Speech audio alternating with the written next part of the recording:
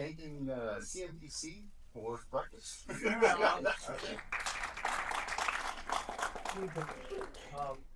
Shop at John's. I broke a card. John's is the deli. It's a bagel deli on Erringer. So if you don't know about it, that's where the soup came from. I run a peer council, and I'm not allowed to show up unless I bring that in. Next up, we're just going to go around the room real quick and make some introductions to people. Just a quick 10-second one. I'll start off. My name is Simi. I'm the Vice President of Engineering at State Staff for Corporation. Leader of Inside Sales at Fluid Line Technology. Hi, I'm Catherine Hernandez. I'm Technical Sales for Fluid Line Technology. Hi, I'm Ryan Fowler with the City of Simi Valley Youth Employment Service. Hi, I'm Kayla Slack with Supervisor Family Office. I'm Sarah Christopher Falk, Director of Marketing at Scientific Chemicals. Good morning, I'm Luis Garibay. I'm the Assistant City Manager at the City of Simi Valley. Brandon Deasing with PW Junk Bank. Good morning, everybody. I'm Kevin Dunbar, the strategic partner and owner of PriceNet in Thousand Oaks, and we serve Simi Valley and Tornado Valley.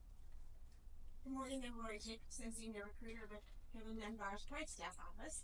So we're hoping to partner with the local businesses and help find talent and retain the talent who seems to be challenging.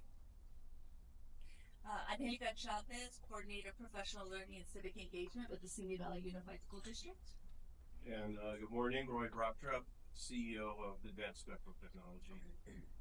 Hello, good morning. I'm Vander with the Chamber. My name is Angel Sierra. I'm with the City of Simi Valley, and I'm in the City Manager's Office. John Tulsa with the Simi Valley Chamber. Kathy Bennett, President and CEO of the Simi Valley Chamber. Micah Bailey with the Workforce Development Board, and I primarily support manufacturers. Doug Waterman, CMTC. Kim Pringle, President of Appleport CNC Machine Parts in Moore Park. Stacy Cashman, I'm the Principal of the Institute, and welcome y'all here today. Hey, good morning. I'm Joe Juska with Lee & Associates. I represent owners of buildings and companies looking to find space, including Mary Beth Jacobson, Director of Workforce Development for the Simi Valley Chamber of Commerce. I'm Agar Lindskog. I'm the instructor for the Machine Technology Program here at Simi Institute.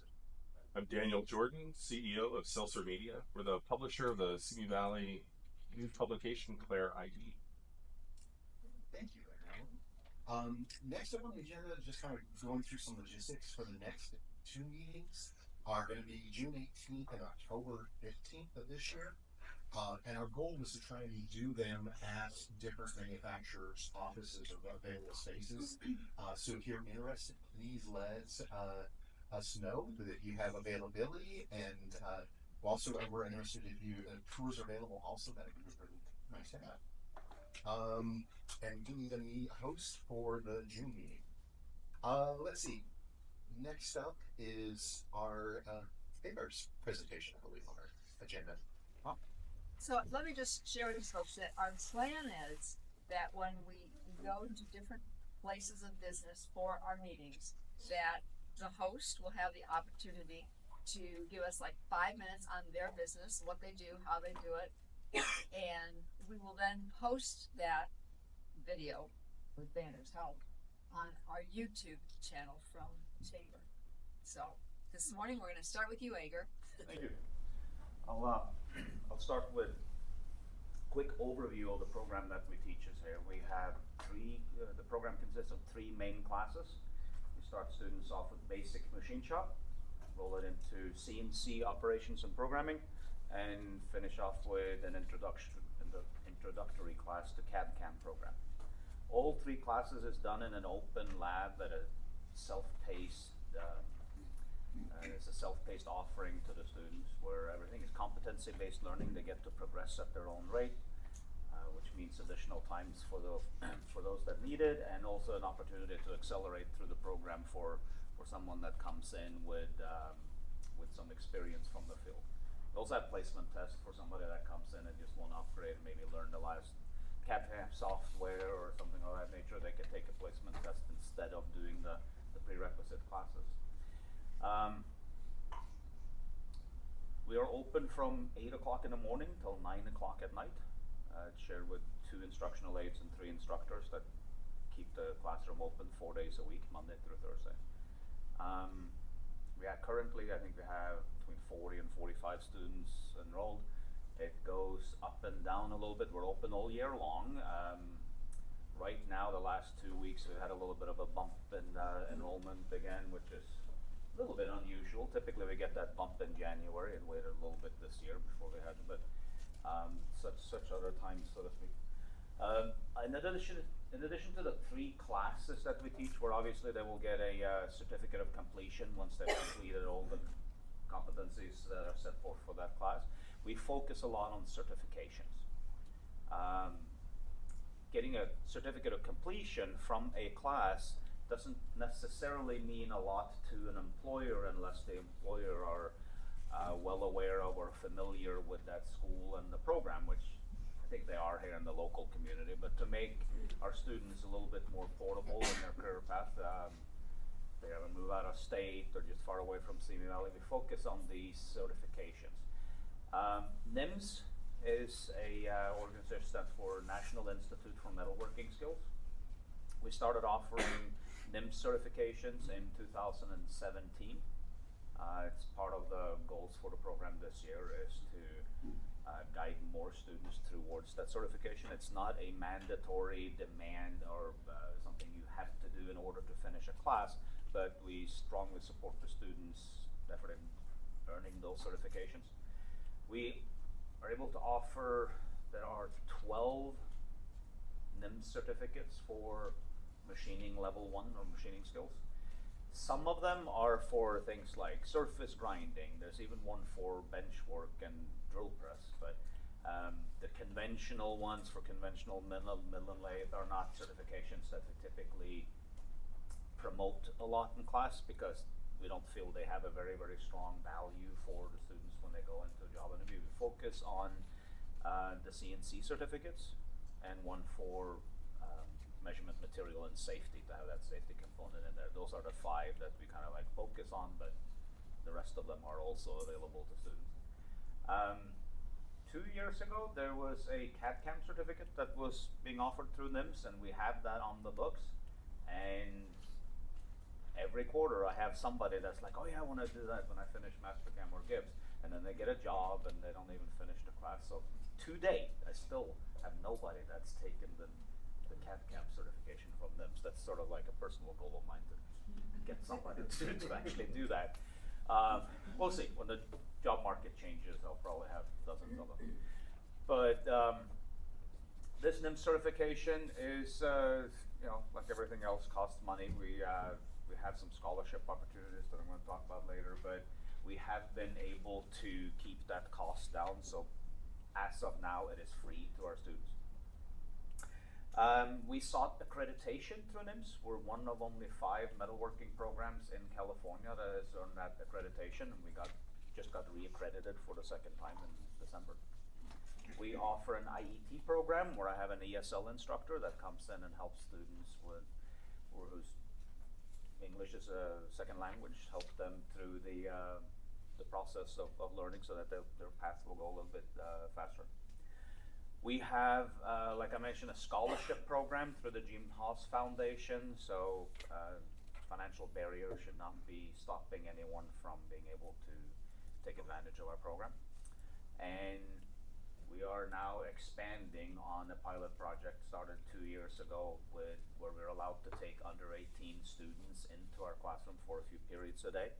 Next year, maybe hopefully 2. So far it's been 1 in the morning where I have high school students from across the street that comes in and are able to get started. And now I'm about to get the hook, so thank you.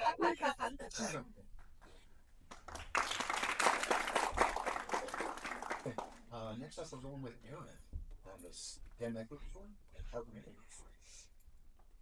you picking any thought?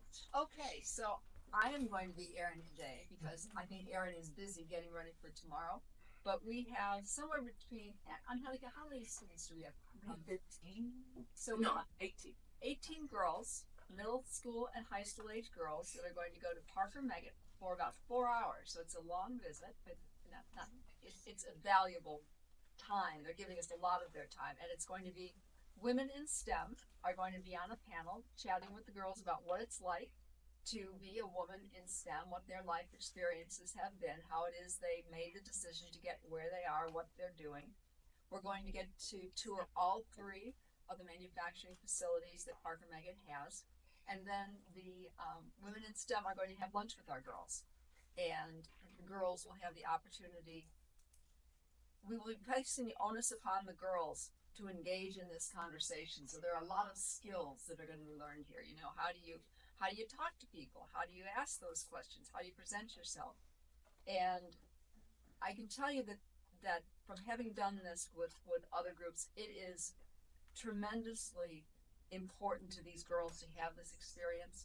I can tell you that there was one, she was a middle school age girl, and she looked at me when it was over and she said, I am so grateful to know that if I just work hard and learn a skill, I can have a good life. And this is a kid in middle school. So the value of what we're doing with these kids cannot be overstated. So thank you for all of you who are helping us move forward, and we will record at our next meeting. We actually will be passing out surveys to the girls and collecting data from them about, you know, what works, what doesn't work, what we ought to tweak next time. But we will report to you on those outcomes tomorrow. That's why I think that Aaron is a little busy. Now we're going to go back to AGAR. You're on the agenda. April 2. All right. Oh, April 2nd. Yes. What I mentioned earlier about the under 18 program is what we offer here is quite frankly not enough. So we have plans in the works. I should say I'm just offering to help. I have nothing to do with it, but they have plans in place to open up the remanufacturing class at Simi High School, and some members of this group is offered to help with even equipment donations and some information about what entry-level skills should be taught in such a program. So I stuck my nose where I'm not sure if it belonged and said, hey, we did this skills survey as part of my advisory board a few years ago. So on April 2nd, I will do a little brief presentation on that skills survey, elicit input, maybe things that should be added, deleted, comments, and that information coming out of that April 2nd meeting, we hope will be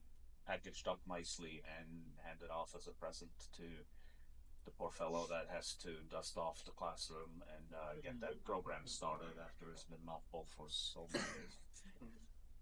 So anyone that's interested or feels strongly about what should people entering the manufacturing profession know a little bit about, this is your time to speak up and offer your piece. What time is that? 8 a.m. 8 o'clock. April 2nd in this room.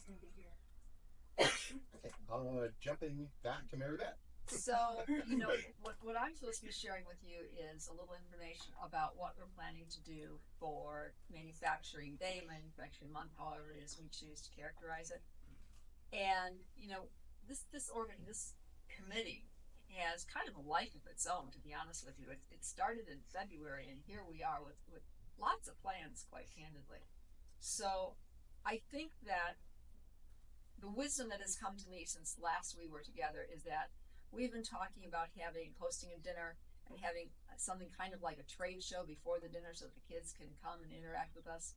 It's occurring to me, and it will occur to you after you hear our speakers from today, that there are a lot of people trying to do something useful in this space.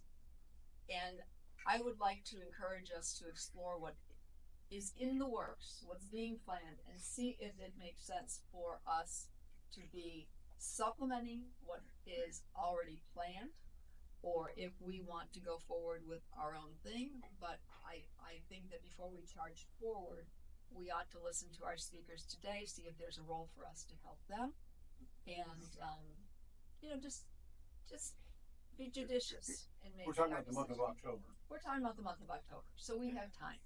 But that's kind of where it's at. We will obviously definitely do something.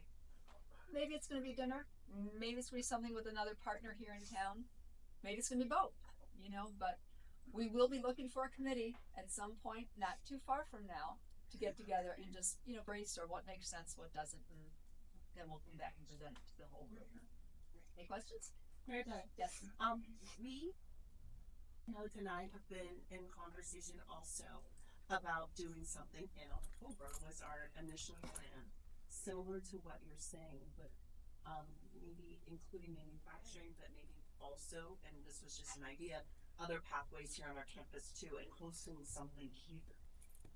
So we would love to connect and partner and figure out what is the right Sandy wants approach. to lead the committee. And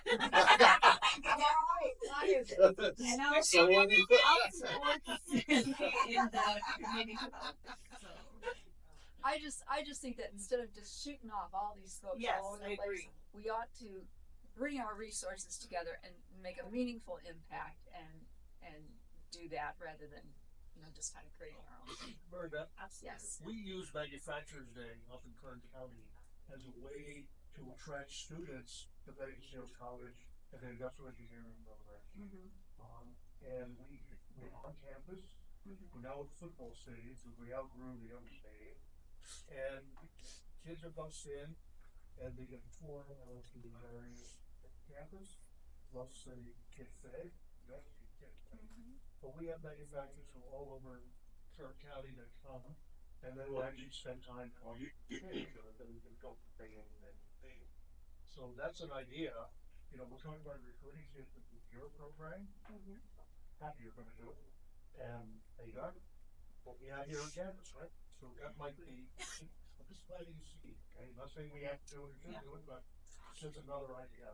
Well, we were going to do it anyway. So, in terms of, planning something. And we could make this first one just manufacturing. We started as well, so. Right.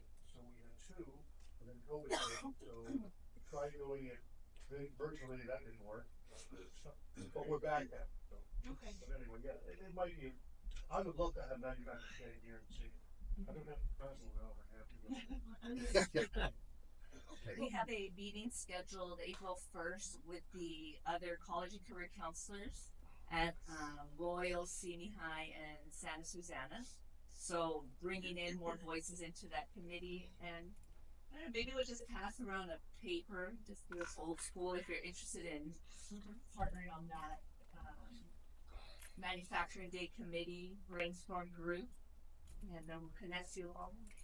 And just to tag on that, something that we could provide too for anyone of your, you can hear, or for students specifically, you can do resume prep, resume review, interview workshops to help them prepare for the next opportunities with that. Something that we can do helpful. So that's what I would do here on campus, but I would love to maybe bring you in to as like a guest speaker and help, in that process. That would be wonderful. Yeah. That'd be wonderful. Thank you. Okay, great. Sounds like we're making some progress on that. So if somebody wants to get something rotating, I will with that. Got it going. Our next speaker is Daniel Jordan. I'll do a brief bio for Daniel. Daniel Jordan is a marketing and brand development expert with over 30 years experience working with global brands like ABC Television, MGM Resorts, Target, and General Electric. As president and CEO of Celsior Media and founder of Claire ID News, Simi Valley, he combines innovations, strategic branding, and AI-driven media to shape both corporate and local storytelling. Daniel, the floor is yours. Okay. Thank you, Floor. All right. Well, there's a problem. There's a problem. We don't have enough tradespeople, and young people don't, at this point, see it as a real option. They've been so conditioned to the 4-year degrees for the last 50 years. The only option is a 4-year college degree, and what that's done is now we don't have enough electricians and carpenters and. I'm listening to Mary Beth. I mean, this is something you've been working on for a long time. So I think we have an idea. Also, given the fact that kids today just sort of view the world differently than we did. And I think that just, the hard charging, force them into this profession or this trade school doesn't work. They've got to be enticed perhaps in a little bit different way. And so we've come up with this concept, and I'm going to just run a short video and show you just kind of the vision for this concept that will begin attracting young people to the trades.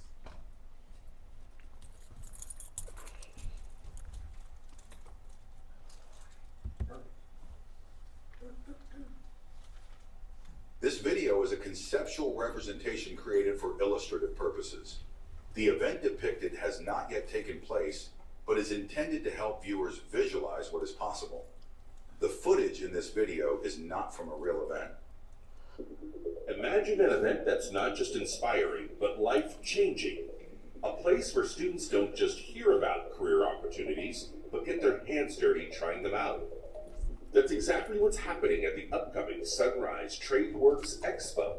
This event is an opportunity for them to enjoy hands-on experiences with a variety of different trades. I think we have over 20 different trades represented this year. The first day we had it out, we had all middle schoolers. About 1,500 students came out from all over the place. They had a great time. They tailored some of the experiences down to that younger level.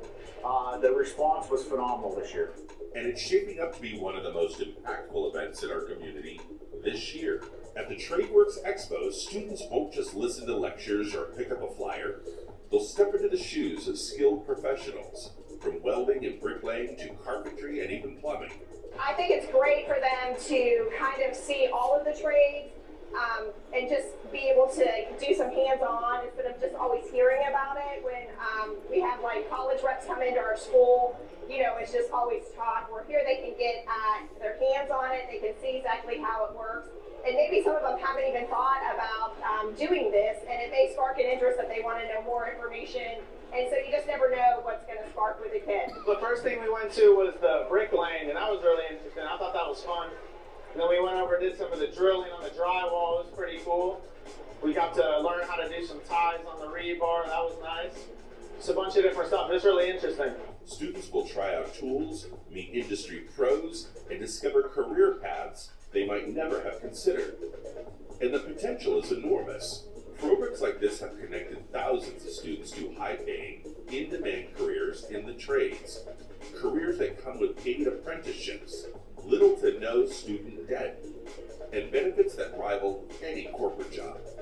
What's even more exciting, the Expo is drawing interest from local businesses, schools, and trade unions from throughout Ventura County. Employers are eager to meet their future workforce, and vocational programs see it as a chance to inspire the next generation of skilled tradespeople. So mark your calendars for the Sunrise TradeWorks Expo, building a great future for our Simi Valley community and beyond.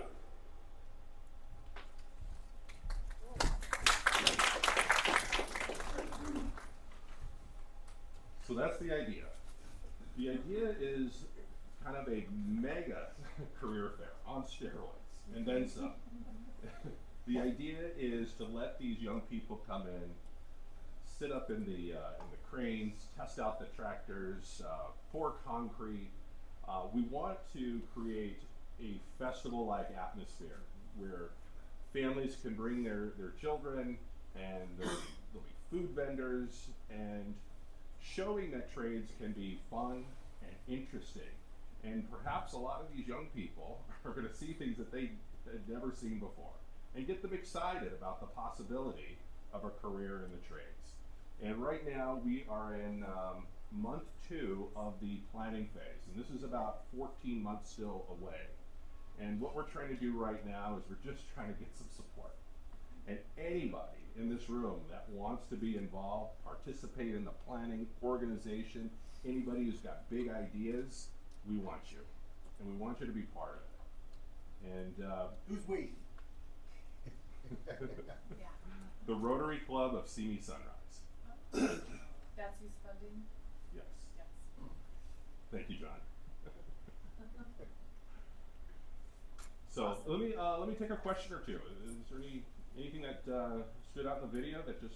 Well, I was just gonna ask, where's your location for this? So that is what we're working on right now. We had a 6-hour strategy meeting 2 weeks ago, and the topic of the meeting, the big topic, was location. So we've mapped out several sites around town. I had meetings yesterday with some property owners. So you know, we were thinking perhaps town center, but I don't know if that's going to work. We have a big park, but there's a possibility that we could get a whole industrial complex and hold the event inside and outside. Again, we're looking for just some creativity, some good ideas, and so we're working on the venue, and I'm confident within the next 45 days or so we'll have that locked in. And the date's not set yet either. Date's not set. It'll be spring, summer of next year. We're gonna take our time, build this right, sort of put together a coalition here, and make sure this what we're looking at is about 7,500 attendees. It'll be a big event. So manufacturing would be like a subset of the larger trade umbrella, yes? Yes. So we'll have different zones within the venue, featuring things like medical and all the different possibilities. It looks awesome. It's going to be a lot of fun. It's going to be a lot of fun to work on. And the day of, I don't think the area's seen anything quite like this. Daniel, how do you attract the vendors that are going to be supporting? I'm sorry, Sue? How do you attract the vendors that are going to be supporting each event or each? Going to manufacture roundtables? Yeah. And I think over the next 6 months, meetings like this, and we built a team. There's a team of about 12 that are very active here, and basically they're the evangelists for the project. And meetings like this, and there are lots of these around Ventura County that we can participate in, and I think attract the vendors. And then, is this during the day? Is it in the afternoon? Weekend? At the moment, yeah, it's a weekend. It'll be a Saturday.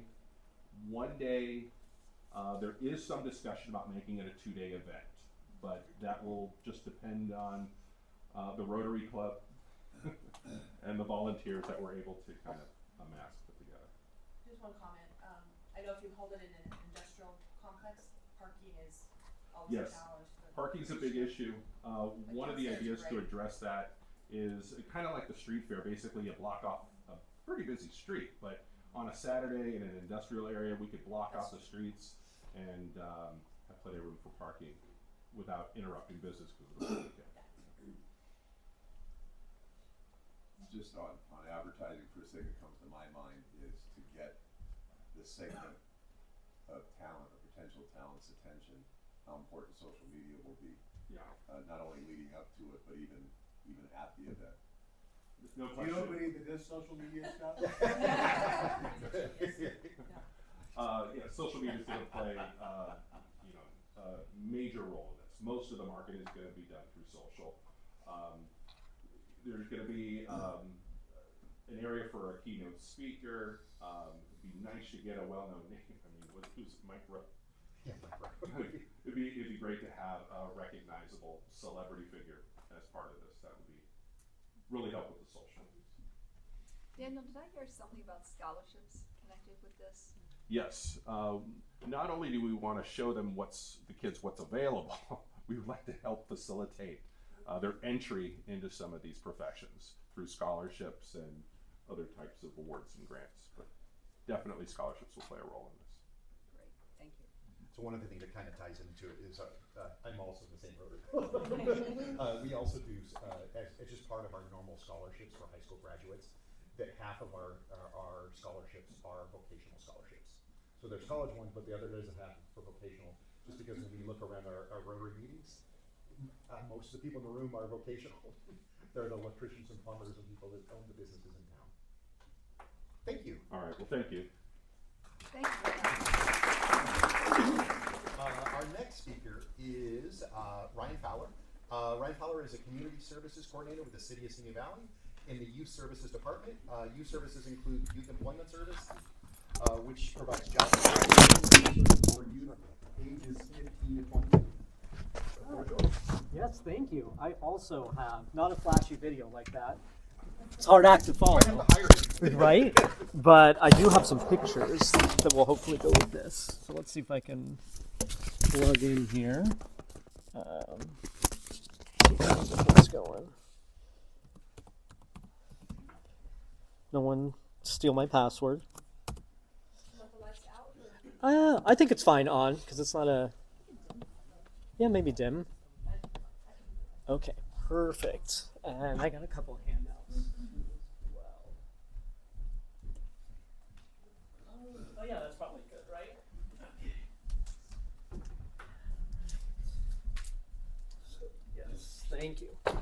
Okay, so yes, my name is Ryan. I am with the City of Simi Valley in Youth Services, which we'll talk about in just a second here. And one of our, so Youth Services is made up of two different programs. We have our Youth Council, which is an advisory board to the City Council of middle school and high school students. Not here to talk about that today, but I'm always happy to talk about it if you'd like more information. What I am here and is relevant to this group is the Simi Valley Youth Employment Service. So as Tim said in the introduction, we provide job training, skills, and resources to ages 15 to 22 here in town, right? So let's go to the next slide. This is what Youth Employment Service does. Often when I'm talking out in the community like this, a lot of the feedback I get from people is, man, I wish that was around when I was a kid or when my kids were in school. Well, we've actually been around since 1970, so it was around, probably, most likely. So it's always tell them, we're always around. And as proof of that, I've dug into the archives and I found that picture there. I'm not sure it's exactly from 1970, but it's obviously older. That is one of our youth service clients at her job there at an old Alpha Beta supermarket. Do you guys remember Alpha Beta? Right? Crazy. I think it's the one it's like an Aldi now over on Tapo Canyon. In 1982, we also established the Youth Employment Services Advisory Board, which we'll talk about in a second.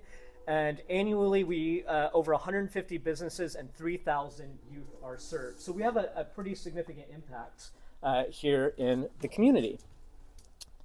Go to the next one. So I'm not going to bore you with reading all this like I do in my big presentation, but essentially this is from our bylaws, and it talks about the reason that we exist and what our purpose is. And essentially, it's to actively support and encourage community and local government cooperation for employment of young people, high standard of employer-employee relationships, to counsel and advise youth on employment and interview techniques, and to promote good relations within the city between employer and employees. So what does that actually look like in practice? That's a bunch of lawyer talk, but what does this actually look like in practice? So the first step is I'm the staff member that's with this, but as amazing, as incredible as I am, I can't do it all by myself. I have a board of volunteers from the community that help us. So this is an advisory board that's appointed by the city council. We have 15 members and 3 alternates, and it's made up of community members, school district representatives, the Chamber of Commerce has a seat on it, neighborhood council, youth council, and local businesses. So if anything that I'm talking about today sounds really interesting to you and you really want to get involved with helping the youth of our community be prepared to enter the workforce, you can be on our board. You can join us. We're actually accepting applications and you can find it on our website. So we'd love to get more of the trades and manufacturing and things involved with us. We meet the third Wednesday of every month at 8:15 a.m. In City Hall, so kind of the same time. And our meetings are open to the public, so you are also welcome to just attend the meeting and sit in the audience. So what does this actually look like? We have 2 main things that we do. One is the interview skills workshop. We just finished these up in February, and I actually have some samples of this. I apologize, I didn't realize there'd be so many people here, but so take a book if you'd really like one. If you don't get a book and you really want one, I have more in my car. I did bring backups. I just didn't carry the whole box in here. So the interview skills workshop, we do this in February. All sophomores in Simi Unified go through this. So we just did this for over 1,500 students. They come into their library or some big meeting place like that, and we host a workshop that covers work permits, because obviously if they're under 18, legally they need a work permit to work, how to search and find a job, how to apply for a job, resumes. We go over with them how to write resumes and what will make the resume stand out, interviews, what kind of questions they might be asked at interviews, and then if we have time, because this is a lot, how to keep their job and even how to leave a job appropriately. So really giving them those job skills. You know, you hear a lot from students, man, I wish they taught me how to do my taxes or how to write a resume in school. We actually do that. And I know there's some similar overlap over there with a lot of that. So one of the things that I think makes our program unique and stand out, though, as I said, we have an advisory board that has local business owners in town. So rather than just me or Dr. Chavez or some other school district employee that they're used to just standing up there and droning on, and you sound like the adults in Charlie Brown. It's just want to them, right? They tune you out. We have actual local business owners. You guys are the ones that are up there helping lead the workshop and saying, this is what I look for on a resume. These are the interview questions I asked. And that kind of connection, real world connection to the local business, I think really hits home with the students. So that's what really stands out about that. And I think the next slide is what the main thing I'm here to talk about today. Nope, that's going backwards. Why is this not? I'm clicking on the wrong thing here. There we go. We host an annual job and career expo. So this is coming up April 26th. So I have flyers about this. So the first flyer that's going to go around, this is for job seekers. So if anybody in your lives, at your businesses, maybe I got here at the school, this is for job seekers to come to our job fair. So it is a job fair. We've been doing it for a long time, 37th annual, and it'll be April 26th at the Simi Valley Public Library. What makes our job fair a little bit unique is just like the focus of our program, it is specifically targeted at ages 15 to 22, right? So we don't check ID at the door, as I say. We do get, especially since COVID, we have been getting several adults there, but most of the businesses that are there are entry level. So they're looking, we got a lot of retail, a lot of food service. They're looking for entry level positions for those ages 15 to 22. Typically, we have over 40 employers and over 500 job seekers at this event. And what makes this event more than just a job fair, kind of like what you're saying, a job fair on steroids, is beyond just tables where employers are sitting there and you go up and you talk to them. We also have mock interviews. So we will hold mock interview sessions and we will sit there and practice interviews with the students before they come in. We hold different workshops. We've been holding a workshop on financial literacy. We're hopeful that they'll get a job and that they'll get that paycheck. What do you do with that paycheck once you get it, right? So we do financial literacy, resume writing, and alternatives to college.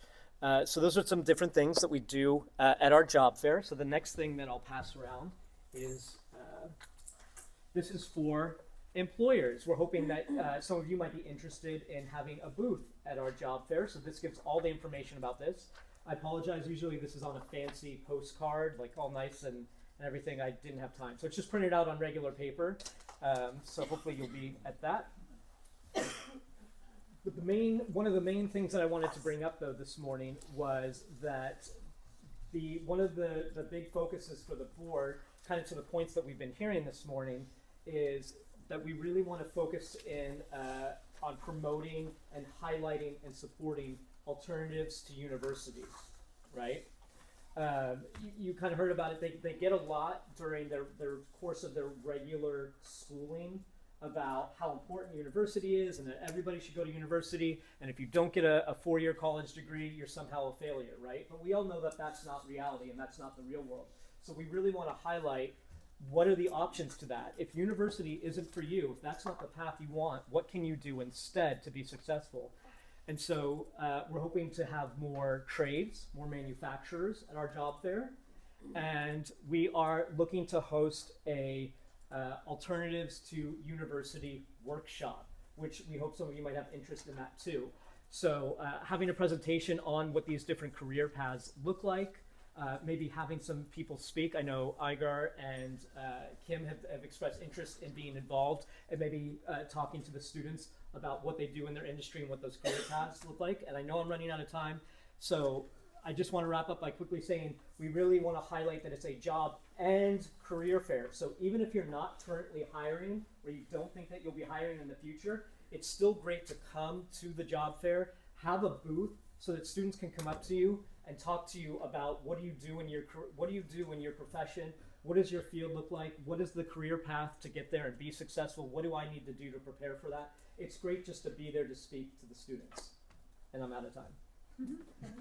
Thank you. Next up on our agenda is the topic we always go over is how do we recruit more people to join us and kind of just Anybody have ideas? One of the ideas I just thought was might be interesting to get together with Ryan and look at other manufacturers who participated in his job fair before and recruit some of them since they've already been active and things. Other ideas? Does the city have like a list, or the chamber have just a list that Copy. just ask them, you know, like, The city actually does. Yeah. Okay. And is that accessible to work down a list on the spot? I can look into that. Yeah, I can look into. You can look in. I mean, that would be the easiest way, right? It may be something where we send him the information, and then he sends it out. Absolutely. Yeah. Which that's the list. Okay. Jumping onward, next one is also speaker topics for future meetings. So we have a couple down on the agenda, but does anybody have any other ideas, any other suggestions? Great speakers that you know of, other projects that might be related, things that would be beneficial to your businesses? Now we're taking suggestions to add it so we can go look for people. Was there any interest in learning about cybersecurity amongst manufacturers? Because I can come up with the speakers for that. Okay. Because it's very important to manufacturers, especially if you're involved with OEMs that can test items. You know, also, budget that won't get cut. I'm sorry. It's probably the only budget that won't get cut, so, and if you haven't been hacked, well, don't believe it, maybe you have, you don't know that. Everybody can have. What you do about it. Also, the future of artificial intelligence as it relates to manufacturing and how these industries are changing so rapidly. Good idea. Do you have a suggestion of a speaker? I could speak about that. Okay. I see. If you've seen any of Daniel's commercials on Facebook and other social media ones, you'd be amazed by the things he's been able to do with AI that look very real.